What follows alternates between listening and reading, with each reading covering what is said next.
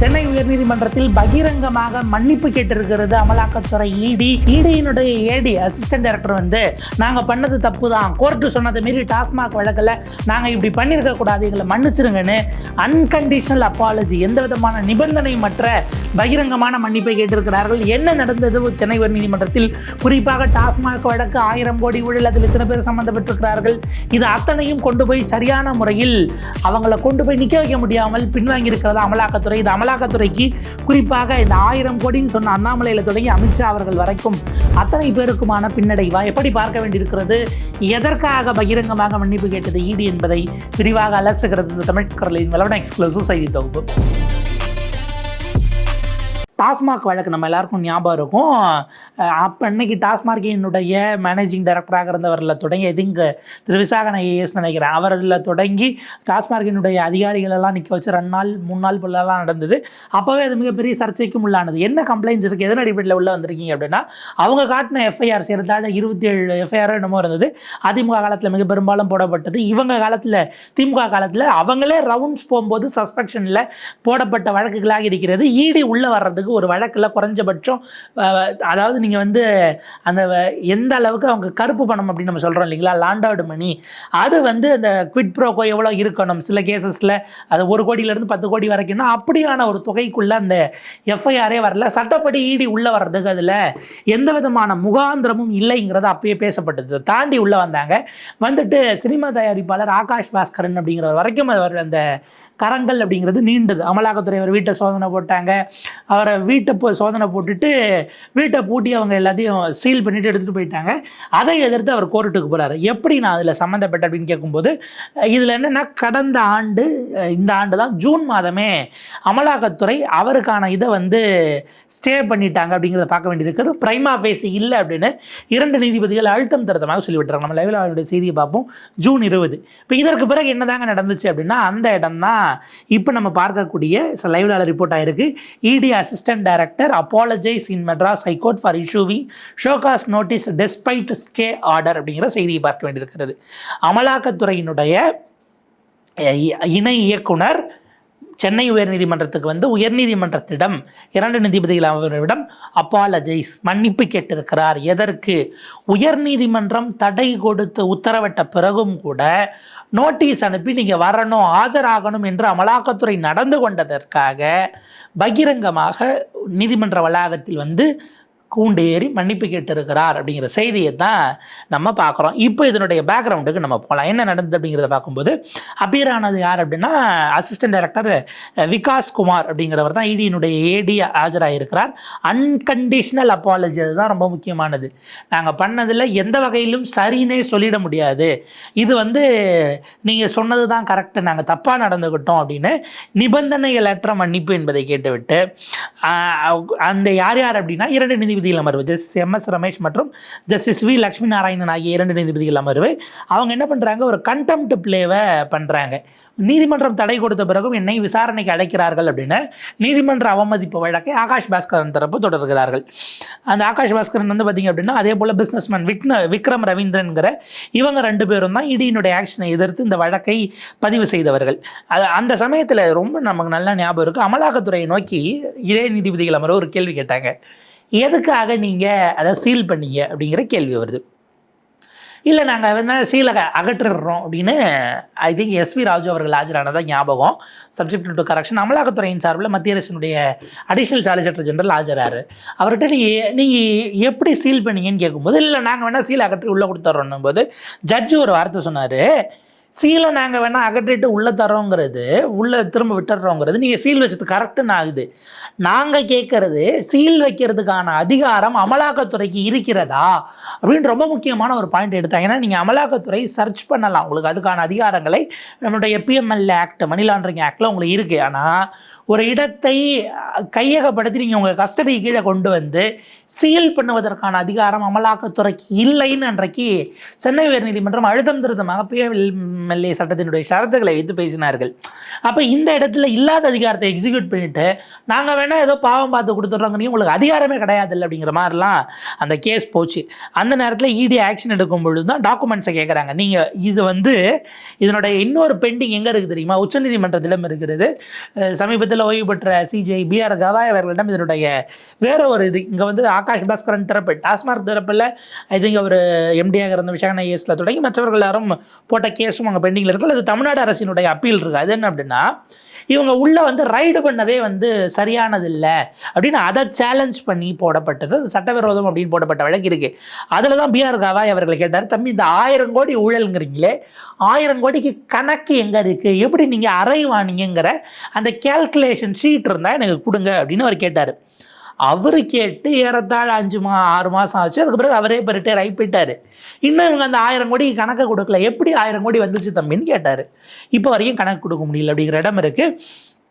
இதில் என்னென்னா ஒரு குறைஞ்சபட்ச நாமினல் வேல்யூ வச்சுருந்துருக்கலாம். இப்போ இன்னைய டேட்டுக்கு நீங்கள் பார்த்தீங்கன்னா இவர்கள் உள்ளே வருவதற்கு, அமலாக்கத்துறை உள்ளே வருவதற்கு அவங்க காட்டக்கூடிய ப்ரெடிகேட் அஃபென்ஸுங்கிறது லீகலி அமலாக்கத்துறை உள்ளே வருவதற்கான குவான்டமோடு இல்லை. நம்ம சாதாரணமாக 5000 10,000 சைபர் கிரைமில் போகுதுன்னா அதிலலாம் இவங்க வந்துட முடியாது. யார் அமலாக்கத்துறை 10,000 ரூபாய் சைபர் கிரைமில் ஏமாந்துட்டாங்க, இல்லை டிஜிட்டல் அரெஸ்ட்டில் ஏமாந்துட்டாங்க அப்படின்லாம் எல்லா கேஸ்லேயும் அவங்க உள்ளே வர முடியாது. அவங்களுக்கான ஷெட்யூல்டு அஃபென்ஸ் இருக்குது.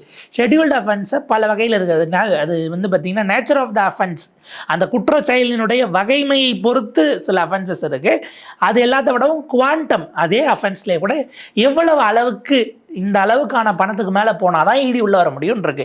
இது எதுவுமே இல்லாத போது அமலாக்கத்துறை இதில் உள்ளே வந்தது முதல் தப்பு. ரெண்டாவது தப்பு, அமலாக்கத்துறைக்கு மிகப்பெரிய பின்னடை வந்ததற்கு காரணம் இவர்கள் போய் 1000 கோடின்னு ஒரு ஃபேன்சி நம்பரை சொன்னது. ஏன்னா நீங்கள் அடிப்படையில் அமலாக்கத்துறை இன்றைக்கு அவர்களுக்கு யார் சீஃபாக இருக்காங்க, அமலாக்கத்துறை டைரக்டாக ரிப்போர்ட் பண்ண வேண்டியது ஃபினான்ஸ் மினிஸ்ட்ரிக்கு, மரியாதைக்குரிய ஒன்றிய நிதியமைச்சர் நிர்மலா சீதாராமன் அவர்கள்ட்ட ரிப்போர்ட் பண்ணணும். பட் நிர்மலா சீதாராமனை தாண்டி அது பிஎம்ஓவும் ஹெச்எம்மும் தான் அதில் வந்து பார்த்திங்க அப்படின்னா பெரிய அத்தாரிட்டிஸாக நம்ம கன்சிடர் பண்ண வேண்டி இருக்குது. நம்பர் 1 and 3 இந்த cabinet. Of course number 2 Rajnath Singh அவர்கள் தான்னாலும் அவரை விட டெசிஷன்ஸ் எடுக்கக்கூடியவர்களாக பிரதமரும் உள்துறை அமைச்சர் அமித்ஷாவும் தான் இருக்கிறாங்க. அது நமக்கு தெரிஞ்சது. ஸோ இப்போ இந்த 1000 கோடின்னு அண்ணாமலை தான் முதல்ல இடி லிஸ்ட் வர்றதுக்கு முன்னாடியே, முந்தின நாள் இடி பிரஸ் ரிலீஸ் வர்றதுக்கு முன்னாடி அண்ணாமலை 1000 கோடி ரூபாய் வரை ஊழல் நடந்திருக்கிறதுன்னு ஒரு நம்பரை சொன்னார். அடுத்த நாள் இடி கிளிப்பில்ல மாதிரி அண்ணாமலை சொன்னதே இன்னைக்கு சொன்னது. இப்போ நீங்கள் ப்ரெடிகேட் அஃபென்ஸ்னு வச்சுக்கிட்டு உள்ளே வந்ததுங்கிறது நேரடியாக 1000 கோடி என்று சொன்னால் உங்கள் ப்ரெடிகேட் அஃபென்ஸில் அவ்வளோ தூரம் இல்லை. ஸோ நீங்கள் அந்த இடத்துல சிக்கிறீங்க. அங்கே கோடிகளே வரல, லட்சங்களில் தான் இருக்குது அப்படிங்கிறாங்க. ஸோ அப்போ அதுக்குள்ளே உங்களால் நிரூபிக்க முடியல. இப்போ அந்த 1000 கோடிக்கு என்ன கேல்குலேஷன் ஷீட்டுங்கிறதுக்கும் கொடுக்க முடியலன்னும் போது தான் உச்சநீதிமன்றம் அதை கம்ப்ளீட்டாக தடை கொடுத்துட்டு இது ஃபெடரலிஸ்ட்டுக்கு எதிரானது, கூட்டாட்சி தத்துவத்துக்கு எதிரானது, நீங்கள் பாட்டுக்கு அப்படி உள்ளே போயிடுவீங்களா, எப்படி அனுமதிக்க முடியும் அப்படின்னு ஓய்வு பெற்ற சிஜே பிஆர் கவாய் அவர்கள் கேட்டுட்டு போனார். ஸோ இப்போ இந்த வழக்கில் ஸ்டே கொடுத்த பிறகும் ஆகாஷ் பாஸ்கரனுக்கு இவங்க சம்மன் அனுப்பினாங்க. அதை கண்டித்து தான் அவங்க என்ன பண்ணுறாங்க கேட்கும்போது, ஜூன் 20 எல்லா ப்ரொசீடிங்ஸையும் இடி நடத்தி எல்லா ப்ரொசீடிங்ஸையும் உயர்நீதிமன்றம் ஸ்டே பண்ணுகிறது. ஆனால் அதற்கு பிறகும் அவருக்கு ஷோகேஸ் நோட்டீஸ் வருகிறது. Cover letter, recording of reasons 8 subsection 1 of பிஎம்எல்ஏவின் படி நீங்கள் வரணும் அப்படின்னு சொல்லிட்டு ஒரிஜினல் அப்ளிகேஷன் ஒரு சில டாக்குமெண்ட்ஸ் எல்லாம் எடுத்துகிட்டு வரணும்னு அவருக்கு சம்மன் போகுது. இதை எதிர்த்து போடப்பட்டது வரும்போது தான் ஏடி லெவலில் அப்பியர் ஆகணும்னு உச்ச நீதிமன்றம் வந்து இது பண்ணுது. இதுக்கு நடுவில் நேரடியாக அசிஸ்டன்ட் டைரக்டர் அமலாக்கத்துறையினுடைய இணை இயக்குனர் வந்து ஆஜராகணும்னு உயர்நீதிமன்றம் போட்ட உத்தரவை எதிர்த்து உச்சநீதிமன்றத்திற்கு இடி அப்பீலுக்கு போகிறது. உச்சநீதிமன்றம் சேலஞ்ச் பண்ணதை கம்ப்ளீட்டாக டிஸ்மிஸ் பண்ணிட்டு கோர்ட்டில் கூப்பிட்டா போய் அப்பியர் ஆகுங்க அப்படின்னு இந்தியாவினுடைய உச்சநீதிமன்றம் டிஸ்மிஸ் பண்ண பிறகு வேறு வழியே இல்லாமல் இடியினுடைய ஏடி விகாஸ் சிங் அவர்கள் இன்றைக்கு ஆஜராகி பகிரங்கமான மன்னிப்பை கேட்டிருக்கிறார். அந்த மன்னிப்பை கருத்தில் எடுத்துக்கொண்டு பதிவு செய்து கொண்ட சென்னை உயர்நீதிமன்றத்தினுடைய டிவிஷன் பெஞ்ச் அவர் நீங்கள் மேற்கொண்டு இந்த மாதிரிலாம் ப்ரொசீடிங்ஸ் எல்லாம் செய்யக்கூடாது, ஸ்டே இருக்குல்ல அப்படின்னு சொல்லி அவரை அனுப்பியிருக்கிறார்கள்ங்கிறது தான் இதில் Akash Bhaskaran Mrs the joint directors and others அப்படிங்கிற கேஸில் பார்க்கணும். இதில் என்ன ஹைலைட்னா 3 நாளில் என்ன நடந்துச்சு அப்படின்னு ஒரு கேள்வி இருக்குது. அது என்ன 3 நாள் என்ன நடந்துச்சு அப்படின்னா 15ஆம் தேதி பகிரங்கமாக கோர்ட்டில் மன்னிப்பு கேட்குறாங்க. இது நம்ம வெளிப்படையாக பார்த்துட்டோம், செய்திகளில் ரிப்போர்ட் ஆகிடுச்சு. ஆனால் இதுக்கு 3 நாளைக்கு முன்னாடி கூட இடி வந்து வாதாடுது. என்னென்னு வாதாடுது, இல்லை நாங்கள் ஆகாஷ் பாஸ்கரனை உரிய முகாந்திரத்தோடு தான் கூப்பிட்டோம். அப்படி என்னங்க முகாந்திரம் அப்படின்னும் போது அவங்க ஒரு விஷயம் சொல்கிறாங்க. இந்த ஹிந்துவில் டிசம்பர் 12 ரிப்போர்ட் ஆயிருக்கு பாருங்க. Information retrieved from TASMAC MD S Visakan's mobile phone had revealed the alleged involvement of film producer Aakash Bhaskaran and his friend Vikram Ravindran இந்த money laundering offences related to TASMAC scam ED told Madras HC அப்படிங்கிற செய்தியை பார்க்கிறோம். என்ன சொல்லுகிறார்கள்? டிசம்பர் 12ஆம் தேதி யாரு இதே தரப்பு ஆஜராகி வெள்ளிக்கிழமை I think Thiru S V Raju அவர்கள் தான் அன்னைக்கு ஆஜரானதான் ஞாபகம். அவர் ஆஜராகி மத்திய அரசின் சார்பில் அமலாக்கத்துறையின் சார்பில் ஆஜரான மத்திய அரசினுடைய வழக்கறிஞர் கூடுதல் சாலிசிட்டர் ஜெனரல் சொல்றாரு, நாங்கள் ஆகாஷ் பாஸ்கர் சும்மாலாம் விசாரிக்கல, எங்க கிட்ட ஆதாரம் இருக்கு. என்னங்க ஆதாரம்? டாஸ்மாகோட எம்டி இருக்காருல்ல, அந்த எம்டி யாரு? விசாகன் ஐஏஎஸ். அவரோட ஃபோனை நாங்கள் சீஸ் பண்ணியிருக்கோம். அந்த ஃபோனில் வச்சு பார்க்கும்போது அவர் பேசியிருக்காரு, இவங்க கூடலாம் தொடர்பில் இருந்திருக்காரு. ஆகாஷ் பாஸ்கரன் ஆகட்டும், விக்ரம் ரவீந்திரன் ஆகட்டும், இவங்க கூடலாம் மணி லாண்டரிங் கேஸில் அவர் தொடர்பில் இருந்திருக்கிறாருங்கிறது தெரிஞ்சுக்க முடியுது. அதன் அடிப்படையில் தான் நாங்கள் அவரை கூப்பிட்டு விசாரணைக்கு கூப்பிட்டோம் அப்படின்னு சொல்கிறாங்க. அப்போ இது உண்மையாக இருந்திருந்தால் இந்த முகாந்திரத்தை நீங்கள் நீதிமன்றத்தில் பதிவு செய்து கோர்ட்டை கன்வின்ஸ் பண்ணி ஸ்டேவை வெக்கேட் பண்ண வைக்கணும். ஆச்சா? இல்லைங்க எங்ககிட்ட போதுமான ஆதாரங்கள் இருக்குன்னா கோர்ட்டை கன்வின்ஸ் பண்ணணும், ஸ்டேவை ரிமூவ் பண்ண சொல்லி வேறொரு வழக்கு போட்டிருக்கணும். இது எதையுமே பண்ணாமல் நீங்கள் மன்னிப்பு கேட்குறீங்கன்னா அப்போ 3 நாட்களுக்கு முன்னாடி நீதிமன்றத்தில் நீங்கள் உண்மைக்கு மாறான தகவல்களை சொன்னீர்களா என்கிற கேள்வி அமலாக்கத்துறை நோக்கி இப்போது போகிறது. அப்போ நீங்கள் 3 நாளைக்கு முன்னாடி உங்கள்கிட்ட எவிடன்ஸ் இருக்குன்னு சொன்னீங்கன்னா இப்போ ஏன் மன்னிப்பு கேட்டீங்க? உங்களுடைய மன்னிப்பு நீங்கள் தவறு செய்திருக்கிறீர்கள் அல்லது உள்நோக்கத்தோடு எதையோ செய்திருக்கிறீர்கள் என்கிற பொருளில் எடுத்துக்கொள்ளத்தக்கதாக மாறுமா அப்படிங்கிற கேள்வி அதனோடு தொக்கி நிற்பதாக மாறுகிறது. இப்போ இதுதான் மிகப்பெரிய சிக்கலாக மாறி இருக்கிறது. ஒருவேளை அண்ணாமலை அவர்கள் 1000 கோடின்னு சொல்லாமல் இவங்க எஸ்டிமேட்டை குறைச்சி வச்சுருந்தாங்க அப்படின்னா அதில் ஏதாச்சும் முகாந்திரம் இருக்குது, வேறு எவிடன்சஸ் இருக்குது அப்படின்னா அது வேறு மாதிரி போயிருக்கும். நிச்சயமாக இவங்களால கன்வின்ஸ் பண்ணியிருக்க முடியும். இப்போவே இதில் அடுத்த ப்ரொசீஜராக என்ன போகும் அப்படின்னா, அடிப்படை கேள்வி, நீங்கள் டாஸ்மாகினுடைய எம்டி மீது எப்படி ரைடு நடத்துனீங்க? 27 எஃப்ஐஆர்ஸ் இருக்குங்க. இந்த 27 எஃப்ஐஆர் ஏதோ ஒரு ஊரில், ஏதோ ஒரு பிரான்ச்சில், ஏதோ ஒரு சரகத்தில் இருக்கக்கூடிய டாஸ்மாக் மேனேஜரோ அல்லது சேல்ஸ்மேனோ அல்ல அதுக்கு ஸ்டோர் இன்சார்ஜாக இருக்கிறவங்களோ இவங்கெல்லாம் ஏதோ முறைகேடு பண்ணியிருக்கிறாங்கங்கிற குற்றச்சாட்டை அன்றைக்கு இருந்த அரசுகள் போடுகிறது. இப்போ நமக்கு என்ன கேள்வினா, இந்த எஃப்ஐஆர் அதிமுக பீரியட்லேருந்து வருது. ஐ திங்க் ஜெயலலிதா அம்மையார் இல்லை அதுக்கு பிறகு எடப்பாடி அவர்கள் காலத்திலேருந்து வருது. ஓபிஎஸ் இந்த ஜல்லிக்கட்டு பீரியட்லேருந்து கூட நீங்கள் எடுத்துக்கலாம். அப்போ இது தொடர்பாக இருக்குது அப்படின்னா அன்றைக்கு டாஸ்மாகினுடைய எம்டியாக இருந்தவர்கள் யார்? அன்றைக்கு அமைச்சர்களாக இருந்த அன்றைக்கு யார் இதுக்கு டாஸ்மாக் இருந்தாங்கன்னு பார்த்துட்டு அவங்க தரப்பில் விசாரணையில் அவங்களுடைய இப்போ இது அரசு துறை சார்ந்த பிஏவாக இருந்தவங்களோ இல்லை துறை சார்ந்த செயலாளர்களுக்கோ நீங்கள் சம்மன் சர்வ் பண்ணியிருக்கிறீங்களா, கூப்பிட்டீங்களாங்கிற கேள்வி வருது. அதாவது குற்றம் நடந்ததில் மிக பெரும்பாலான எஃப்ஐஆர்கள் பதிவு செய்யப்பட்ட அதிமுக ஆட்சி காலத்தை விட்டுவிட்டு மொத்தம் 1000 கோடி அப்போ நீங்கள் ஸ்ப்ரெட்டாக இருக்கணும். இல்லை திமுக பீரியடில் மட்டும்தான் நீங்கள் சொல்கிறீங்களாங்கிறதெல்லாம் சட்ட ரீதியிலாக உடைப்பதற்கு ஒரு வாய்ப்பாக திமுக அரசுக்கு இந்த பக்கம் ஆகாஷ் பாஸ்கரன் மற்றும் விக்ரம் ரவீந்திரன் ஆகியோருக்கு நீங்கள் கொடுத்துருக்கிறீர்கள் பார்க்க வேண்டியிருக்கு. இப்போ இந்த ஸ்டேவை வெக்கேட் பண்ண சொல்லி மீண்டும் அமலாக்கத்துறை வழக்கு போடலாம், தேர்தலுக்குள்ளாக அதை நம்ம எதிர்பார்க்கலாம். ஆனால் அதுக்கு முன்னாடி நீங்கள் ஏற்கனவே வச்சிருக்க குற்றச்சாட்டுகளை வாபஸ் வாங்கிட்டு வேறு ஃப்ரெஷ் அலிகேஷன்ஸோடு உள்ளே வந்தீங்கன்னா அதுவும் கோர்ட்டை கன்வின்ஸ் பண்ண முடிஞ்சால் இந்த கேஸை எடுக்க முடியும். இல்லை என்றால் அமலாக்கத்துறை அப்படிங்கிறத வச்சுக்கிட்டு டாஸ்மாக் விஷயத்தை கையில் எடுத்து மிகப்பெரிய முட்டுச்சந்தில் போய் மாட்டியிருப்பதாக இது மாற வேண்டியிருக்கிறது. ஒருவேளை அண்ணாமலை 1000 கோடின்னு சொல்லாமல் இருந்திருந்தால் இந்த வழக்கே கூட திமுக அரசுக்கு வேறு விதமான நெருக்கடியாக மாற்றியிருந்திருக்கலாமோ அப்படிங்கிற ஒரு பார்வையும் இருக்கிறது. அது ஒதுக்கி தள்ள முடியாததாக இருக்கிறது.